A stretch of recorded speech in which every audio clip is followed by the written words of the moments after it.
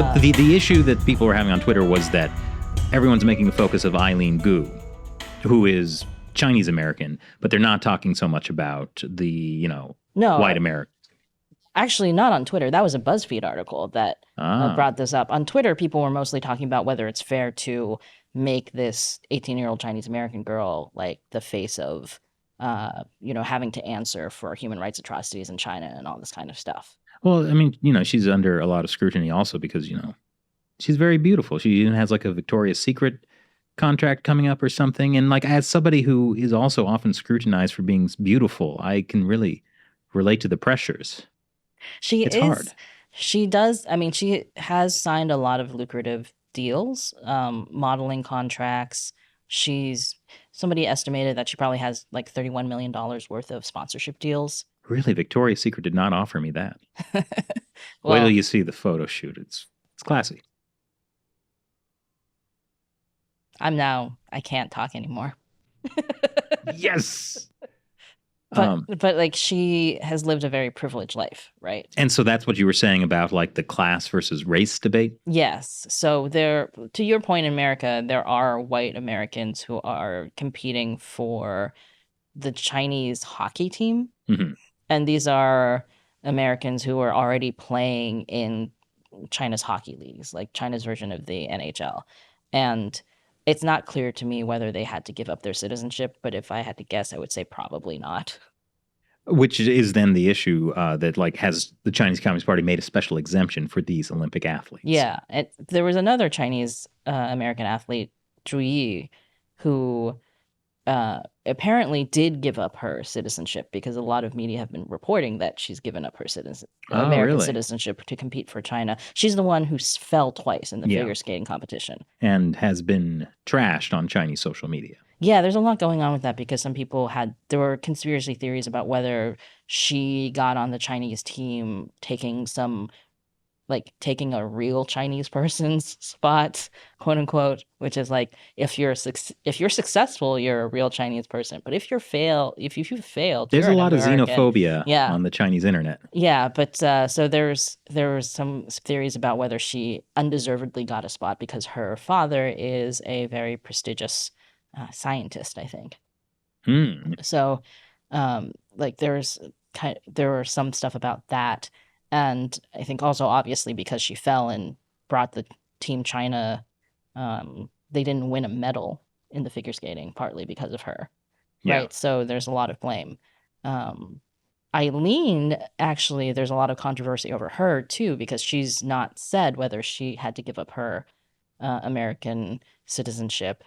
And so people are kind of speculating that if she did admit that she didn't have to give it up, that's bad in terms of the Chinese internet. They would trash her and trash the government for making an exception because there's a lot of, you're not supposed to have dual citizenship in China, but a lot of rich Chinese people have passports from other countries. And what they do is they essentially never inform the Chinese government that they never surrender their Chinese passport. So then they can travel back and forth and they have, maybe a Canadian passport or an American passport and things like that. So there's a lot of resentment already at people who live such a privileged life that they're able to do that. When for most people, it's so hard to get a passport, even a Chinese passport. It's so hard to get a visa to go to another country. Yeah.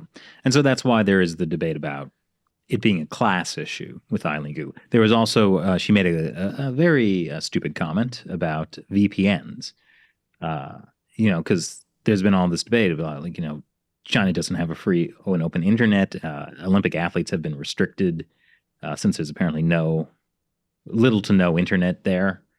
Yeah, they promised that there was going to be an open internet, but then apparently there were a lot of websites that are still blocked, even in the Olympic Village. Do you think our Olympic fans are able to watch China Uncensored? Yeah. I had a little tickle in my throat and that kind of interrupted the flow of my joke. You want to start again? No, this is reality. That's the problem with the media landscape today. You never see anyone cough or sneeze. It's not real. People need to understand that we're humans too, that we're all humans together.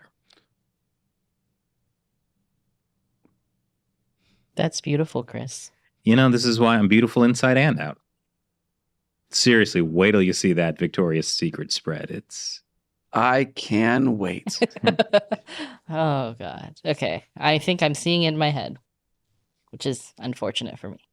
yeah, it's a new technology they have. It's not a physical copy. It's just broadcast directly into. Okay, Like meditation on, what was it? Or like chakras on, you had Unblocked. it unblocked. I think that yes. was Matt actually who had that. Yeah. I don't know. That's great. I'll take credit for it. Okay, one of us is brilliant. Yeah. But so Eileen Gu said she was posting, about the Olympics on Instagram, and then a Chinese person was like, well, you can post about this, but, millions of people in China can't access the Instagram or whatever. And then she's like, well, they can just get a VPN on the App Store. It's, it's free.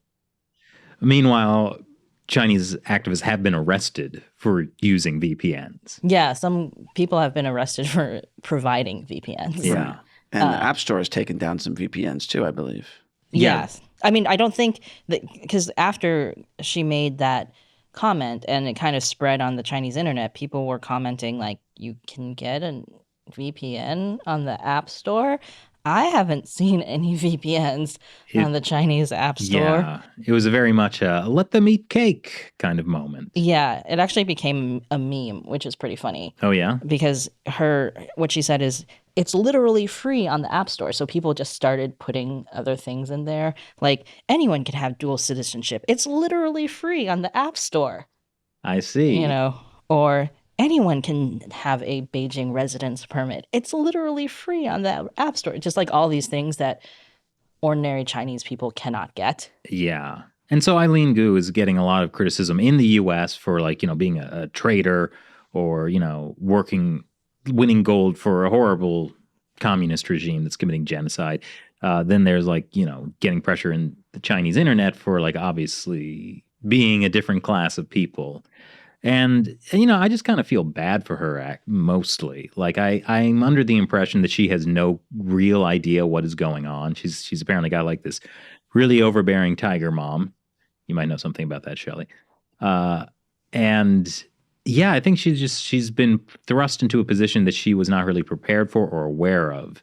I kind of feel bad for her. I mean, maybe I'm just, being too warm and compassionate that, she did know what she did and she just didn't care. But I mean, I think there can definitely be a lot of denial. We know people who grew up in China and didn't know about a lot of the things like Tiananmen Square that were happening, right? And then you have this moment of kind of realizing what the place you considered your, motherland has done. yeah. I mean, she grew up in America. Yeah, so it's not But a lot of Americans don't know what's happening in China.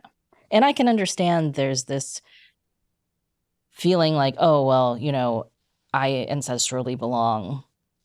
She called China her homeland. And I understand that, on a emotional level, and not just because the Chinese government is pushing that kind of stuff for propaganda reasons, which they definitely do. But, you do feel connected to a place. I remember, because I left China when I was very young, when the first time I went back to China when I was a teenager, it felt like, oh, it doesn't feel like being in America. It feels totally different, and just come even home. It's like the way I feel about Northern California. It's like the way I feel about Cracker Barrel.